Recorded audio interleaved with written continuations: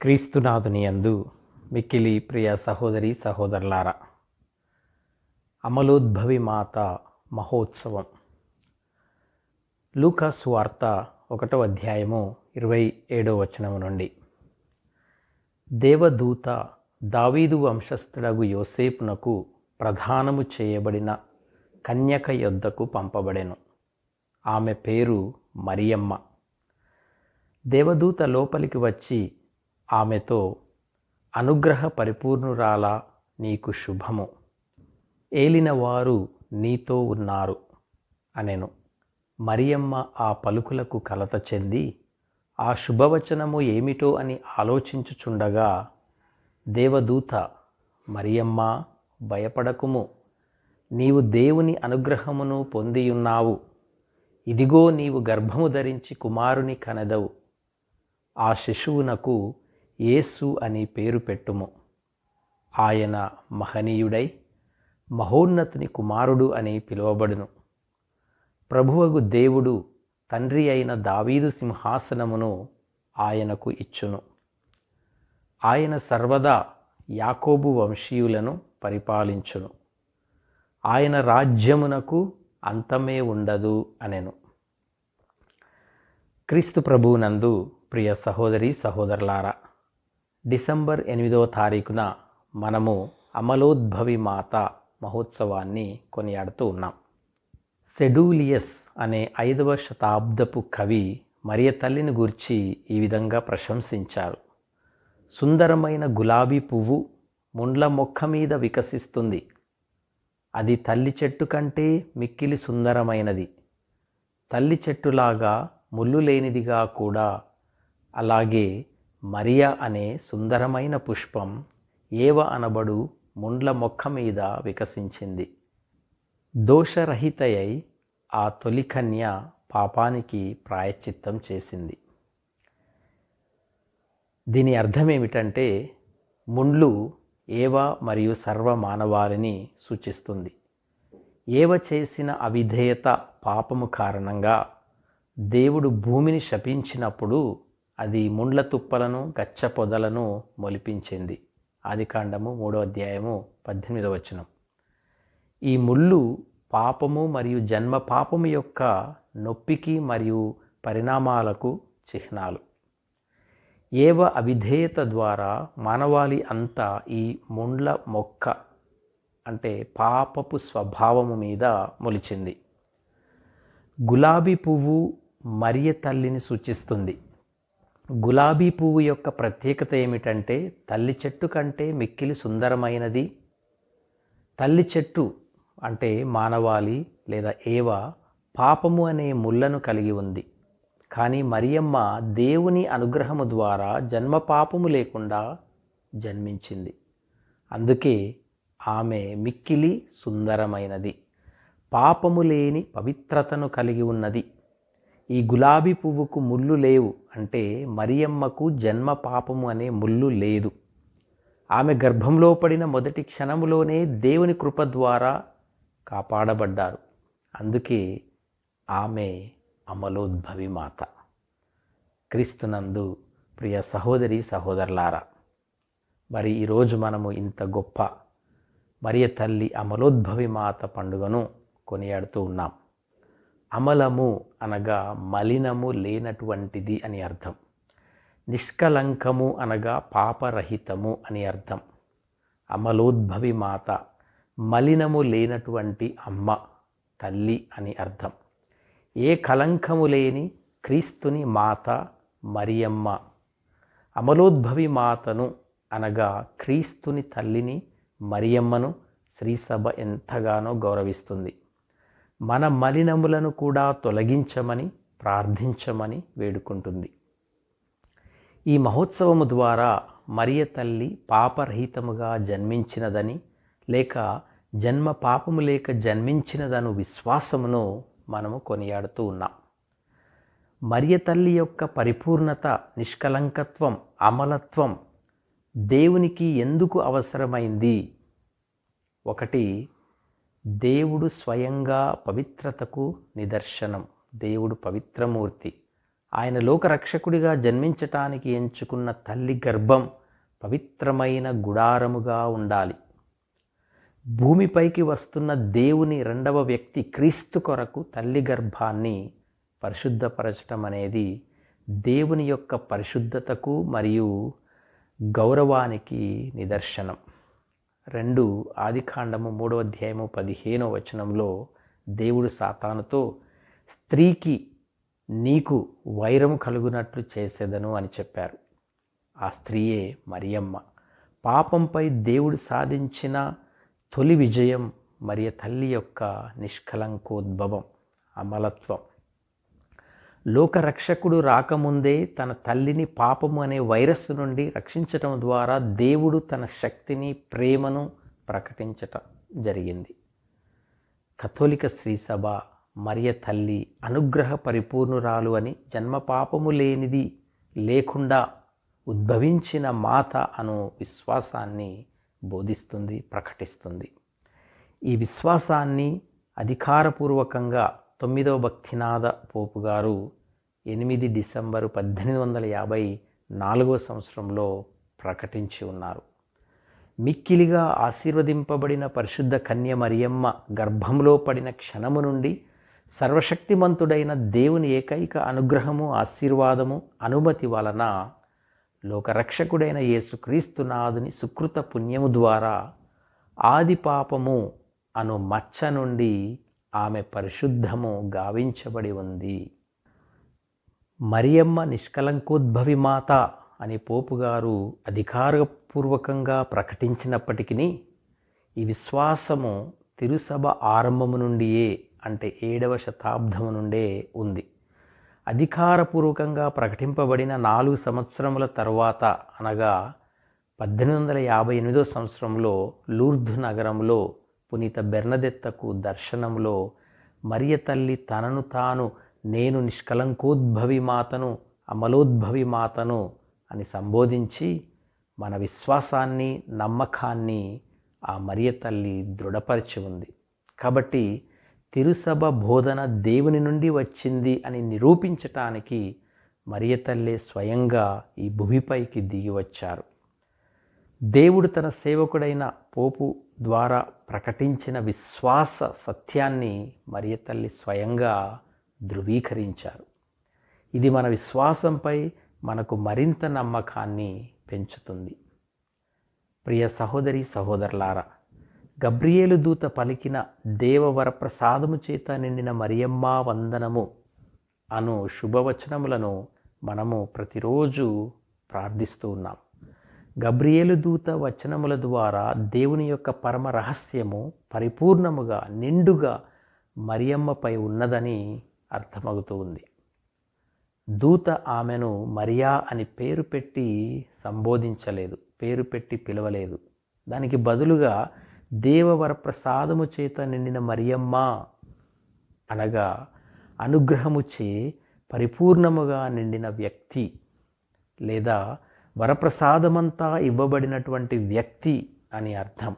ఆ అర్థంతోనే దేవదూత మరియమ్మను పిలవటం జరిగింది. మనిషి సాధారణంగా అనుగ్రహాన్ని పొందుతాడు, కానీ మరియ అనుగ్రహముతో నిండినది. అంటే ఆ అనుగ్రహము ఆమె జీవితంలో ఒక తాత్కాలిక అనుభవము కాకుండా అది ఆమె స్వభావంలో భాగమైపోయింది. దేవుని అనుగ్రహము ఆమెలో అంతగా నిండి ఉంది కాబట్టే ఆమె పాపము అనే మచ్చ లేకుండా జన్మించింది. ప్రియ సహోదరి సహోదరులారా, దేవుడు తన సమస్త విశ్వమును తన కుమారుని ద్వారా కుమారుని కొరకు సృష్టించారు. సర్వపరిపూర్ణత కుమారునిలో ఉండెను. ఈ పరిపూర్ణత శ్రీసభకు శిరస్సు సమస్తమును అయిన క్రీస్తు నుండి పొంగి పొరలి తన శరీరమైన శ్రీసభలో ప్రవహిస్తూ ఉంది. తన శరీరమైన శ్రీసభలోకి ఈ పరిపూర్ణత్వము దిగివచ్చుటకు ముందుగా ప్రత్యేక విధంగా దేవుని తల్లిగా ఎంచుకొనబడిన మరియ తల్లిపై రావటం జరిగింది. అందుకే ఆమె పరిశుద్ధురాలు, పరిపూర్ణురాలు, జన్మ పాపరహితముగా ఉద్భవించినటువంటి మాత, స్త్రీలందరిలో ఆశీర్వదింపబడినటువంటి వారు. ఏవమ్మను మానవ లోకమునకు తల్లిగా ఆదికాండంలో చూస్తున్నాం. అయితే ఆమె అవిధేయత వలన లోకమునకు పాపము సంక్రమించింది. నూతన ఏవమ్మ అయిన మరియ తల్లి విధేయత ద్వారా లోకరక్షణమునకు ద్వారములు తెరవబడ్డాయి. అందుకే ఆమె నిర్మలత్వముగా పరిపూర్ణముగా సృష్టింపబడి ఉంది.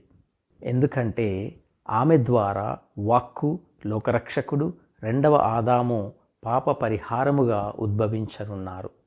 మరియ నిష్కలంకోద్భవము ద్వారా త్రిత్వైక దేవుని లోకరక్షణ ప్రణాళికను సుస్పష్టముగా మనము చూడవచ్చు. పాపములో పడి ఉన్న లోకాన్ని రక్షించేందుకు దేవుడు ముందుగానే ప్రణాళికను ఏర్పాటు చేసుకున్నారు. దాని నిమిత్తమై మరియను జన్మపాపరహితగా సృష్టించారు. తద్వారా ఈ లోకానికి పరిశుద్ధమైన పరిపూర్ణమైన మానవత్వమును తీసుకుని వచ్చి ఆయన ద్వారా మరలా లోకాన్ని దేవునిలో ఏకమగునట్లు చేసి ఉన్నారు.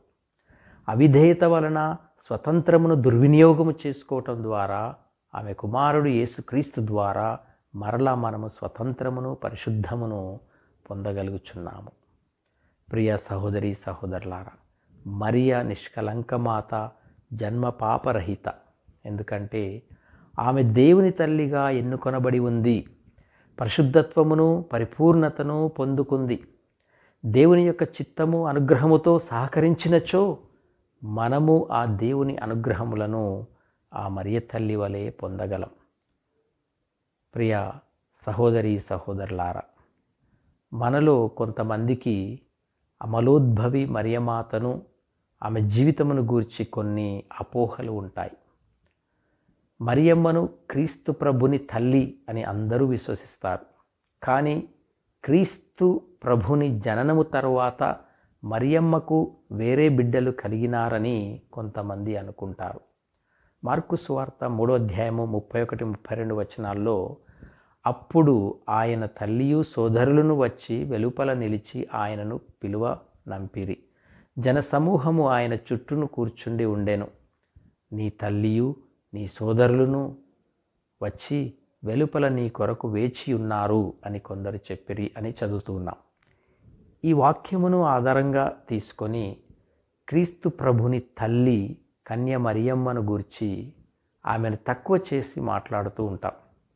అయితే మలినము లేనటువంటి అమలోద్భవి మాత మరియమాతకు ఇంకా బిడ్డలు ఉన్నారన్నది అవాస్తవం. అది ఎంత మాత్రము కూడా నిజము కాదు. యోహాను సువార్త 19వ అధ్యాయము 26-27 వచనాలు చూసినట్లయితే మరియమాత మలినము లేనటువంటి అమలోద్భవి మాత అనే రూఢి అవుతుంది. ఏ విధంగానంటే క్రీస్తు ప్రభుని తల్లి అమలోద్భవి మాత అనగా మరియమ్మను పవిత్రమైన నిత్య కన్య తల్లిగా చివరి వరకు ఆమె అమలోద్భవమును మలినము లేనటువంటి నిత్య కన్యకగా జీవించి మోక్షారోహణమై పరలోక రాజ్యమునకు చేరుకుంది. క్రీస్తు ప్రభు తాను శిలువకు వ్రేలాడుతున్నప్పుడు తన తల్లియు తాను ప్రేమించిన శిష్యుడును దగ్గర నిలిచియుండుట యేసు చూచి యేసు తన తల్లితో, స్త్రీ ఇదిగో నీ కుమారుడు అనెను. ఆ తర్వాత శిష్యునితో, ఇదిగో నీ తల్లి అనెను. శిష్యుడు ఆ గడియ నుండి ఆమెను స్వీకరించి తన స్వంత ఇంటికి తీసుకుని పోయాను.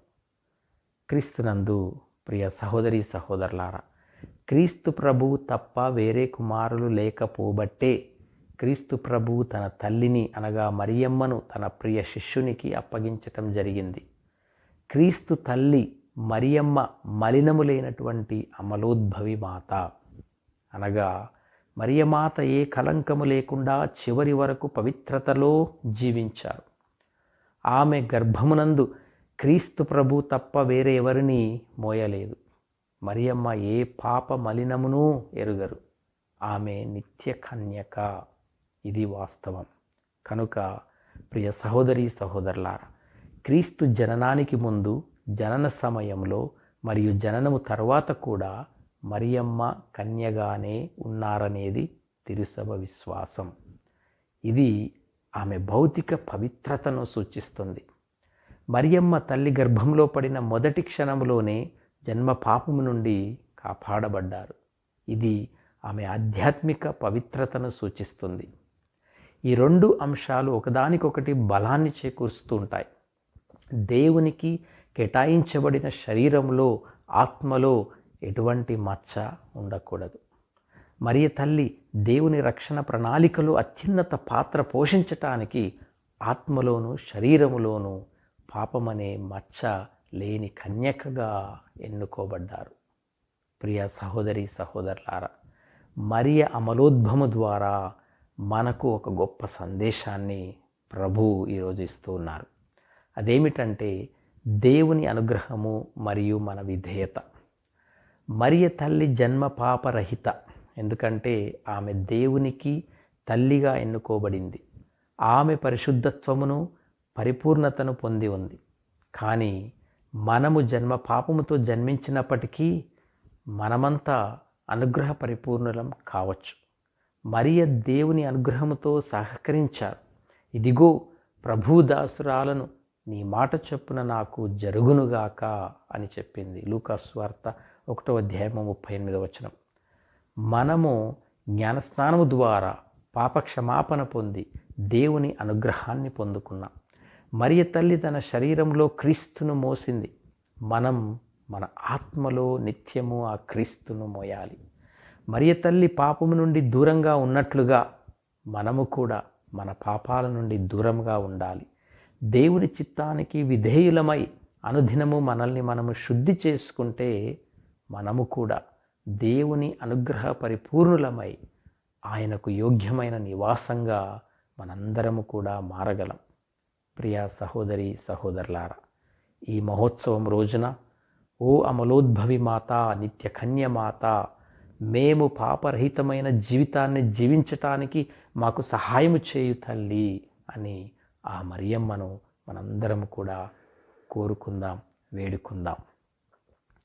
నిర్మల ఆత్మలను ప్రేమించు ఓ సర్వేశ్వర, కన్య మరియమ్మ పాపరహిత ఉద్భవము ద్వారా మీ కుమారునికి ఒక యోగ్య వాసమును తయారు చేసితిరి.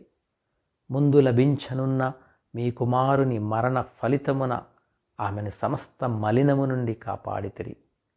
మేము కూడా ఆమె ప్రార్థనా సహాయమున నిర్మల మనస్సులతో మిమ్ము చేరుకొను భాగ్యమును ప్రసాదింపుమని మేము బ్రతిమాలుకొనుచున్నాము.